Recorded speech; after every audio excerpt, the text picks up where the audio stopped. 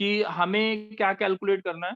हमें basically calculate करना है, जैसे लेट सपोज मेरे को एक ये चीज है 123 नंबर है, इसका रिवर्स निकालना है, दैट इज 321। एक 123 नंबर था, उसका रिवर्स कैलकुलेट करना था, दैट इज 321। तो हम कैसे करेंगे वो चीज देख लेते हैं। तो अब देखते हैं कि 321 कैसे कैलकुलेट करेंगे।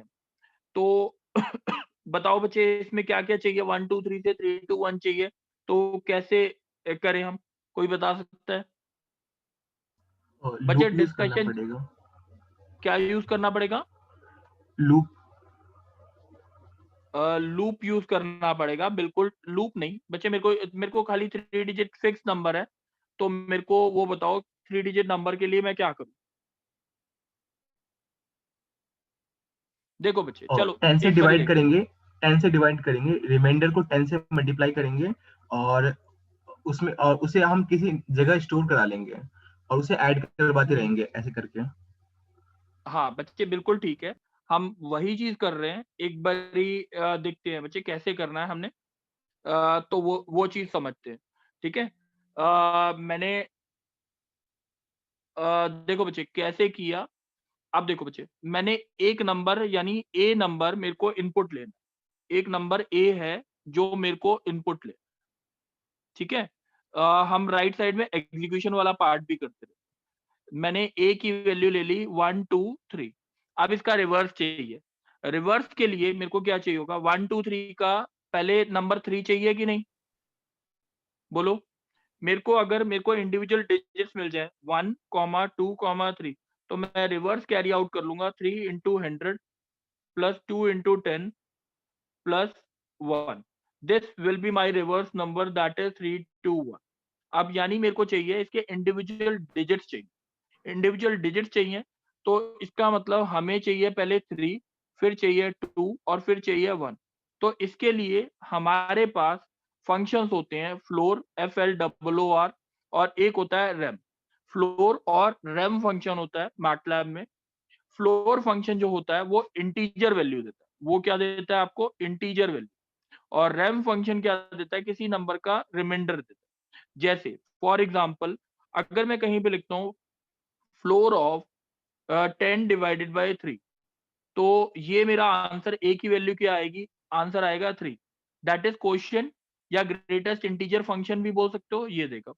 अगर मैं कहीं लिखता हूँ ए इक्वल्स टू फ्लोर ऑफ 7/2, 17/2, तो आंसर क्या आएगा? 2 8 द 8। अब यही चीज अगर मैं लिखता हूँ B equals to rem of 10, 3, 10 को 3 से डिवाइड करके रिमाइंडर क्या आएगा आपका? 1। ऐसे ही अगर मैं लिखता हूँ B equals to rem of 17, 7 लिखता हूँ, तो remainder will be 7 to the 14, 3। ये बात सबको समझ आ गई? रिमाइंडर कैसे लेना है और फ्लोर फंक्शन कैसे आउटपुट आएगा। जैसे अब एग्जांपल दिया हमने, a इक्वल्स टू इनपुट। अब मेरे को नंबर जो चाहिए 3 चाहिए, तो 3 नंबर लाने के लिए अगर बच्चे मैं इसमें यहाँ पे ये बोलता हूँ, राइट साइड एक बारी ढंग से समझना इस चीज को। अब कोई बच्चा मेरे साथ बोलेगा? कोई बच्चा बोलेगा? चिराग तुम बोलोगे? Yes sir, yes sir. चलो, a इक्वल्स टू अगर 1 2 3 है, हेलो। और अगर मेरे को 3 चाहिए, हाँ बच्चे आवाज आ रही है मेरे को। b इक्वल्स टू अगर मैं लिखता हूँ जी sir. Rem of a comma 10, what is the answer? b का आंसर क्या आएगा बताओगे?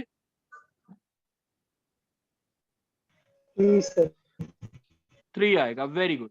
तो b की वैल्यू 3 आ गई। अब मेरे को जो नंबर चाहिए वो 2 चाहिए। अब मैं इसको अगर ऐसे लिख दूं, a equals to floor of FLOOR a divided 10, what is the answer of a? बताओगे? 12। a की वैल्यू क्या हो सर जाएगी? जो रिमाइंडर आएगा 2। क्या आ जाएगा? रिमाइंडर नहीं बच्चे, फ्लोर मतलब 2। अगर मैं बोलता हूँ 12 123 divide by 10, answer will be 12.3, the answer will be floor 12 आएगा, 12। ठीक है। 12। अब अगर मैं c को लिखता हूँ REM हमने लिया A,10. What is A now? A क्या है आपका? 12 है। तो 12,10 का रिमाइंडर जो आएगा दैट विल बी 2। तो आंसर सी की वैल्यू 2 क्या हो गई आपकी? 2। अब मेरे को 2 के बाद 2 मेरे को चाहिए A equals to floor of, अगर मैंने लिखा A divided by 10, what is the answer of A? जल्दी बोलो। A का आंसर क्या आएगा? 1 आएगा। अब A का आंसर 1 आ गया, मेरे पास A आ गया, C आ गया और B आ गया। अब मेरा जो नंबर रिवर्स जो नंबर है R लिख देता हूं, R is equals to reverse जो नंबर है वो B, पहले B को किससे मल्टीप्लाई किया? 100 से। C को किससे मल्टीप्लाई किया? आपने 10 से, और फिर A ऐड कर दिया और डिस्क प्लस किसको कर दिया? R को। बात समझ आ गई? नंबर रिवर्स कैसे निकाला है हमने? किसी भी यस सर बच्चे को डाउट हो? किसी भी बच्चे को डाउट हो डिस्कस कर लेते हैं। चलो अब नेक्स्ट देखते हैं। अब लेट सपोज बच्चे मेरे साथ कोई डिस्कस करेगा तो ज्यादा अच्छा लगेगा। अगर मैं बोलता हूँ क्वेश्चन है मेरा 2470 और मेरे पास 100 रुपी के नोट पड़े हैं, 50 रुपी के नोट पड़े हैं और 10 रुपी के नोट पड़े हैं। 100, 50 और 10 रुपी के नोट पड़े हैं। तो मेरे को 100 रुपी, कोई बच्चा बोलेगा मेरे से, कोई भी बच्चा जो डिस्कस करना चाहता है। यस सर चिराग बच्चे, तुम कौन बोल रहे हैं? चिराग बोल रहे हो? चिराग यस सर चिराग चलो 100 रुपी के कितने नोट बनेंगे इससे? 24 नोट बनेंगे 100 रुपी के। 50 रुपी का एक नोट जी बनेगा सर और 10 रुपी के कितने नोट बनेंगे? 2। एक यही बनेंगे ना? 2 अगर मैं सपोज करता हूँ 2470, मैंने जी एक सर करेंसी इनपुट की, मेरे को बताना है 100 रुपी, 50 रुपी और 10 रुपी के कितने कितने नोट इंडिविजुअली निकलेंगे। क्वेश्चन समझ आ गया? सर बोलो। जी सर अब इसका मतलब दिस थिंग विल जी be sir input and this thing will be output. ठीक है ना? B, C और D। मैंने लिखा A equals to input, enter amount, enter amount. बात समझ आ गई? अब मेरे को 100 रुपी के अगर नोट निकालने हैं, मैंने यहाँ पे 2470 लिखा है। 100 रुपी का अगर नोट निकालना है तो मेरे को इसको किससे डिवाइड करना है? 2470 को 100 से 100 से डिवाइड 100 करना है। फ्लोर 100 तो मैं इसको ऐसे लिख दूं, floor of A divided bye 100। B yes की सर वैल्यू क्या आ जाएगी? 24 आ गई। आ गए मेरे 100 रुपी के नोट? 24 यस सर आ गए? अच्छा अब मेरे को चाहिए, यस सर मेरे को 100 रुपये, 24 तो रुपए गायब हो गए, तो अब मेरे पास बचे 70 रुपए। 70 रुपए बचने चाहिए। तो मैंने क्या किया? A जी equals sir to rem of A, 100। इसकी वैल्यू क्या आएगी? A की वैल्यू यस बताओगे? सर A की वैल्यू क्या 70 आएगी? क्या आएगी? 70। 70 चलो अब 70 आ गई। अब मेरे पास, मेरे को क्या चाहिए? अब 50 रुपी के नोट कैसे निकालेंगे? इसको डिवाइड कर दिया किससे? फ्लोर ऑफ, क्या कर दूं? 50 से 70, सॉरी 70 की जगह A डिवाइडेड 50। तो A की वैल्यू, C की वैल्यू क्या आ जाएगी? 1।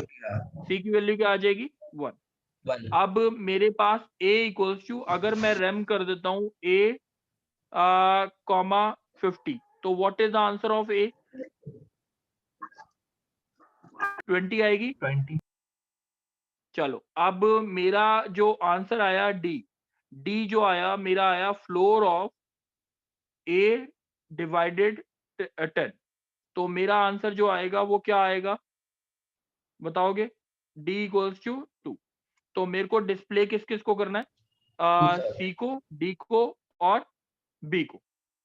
मैंने यहाँ पे लिखा B, फिर C और फिर D।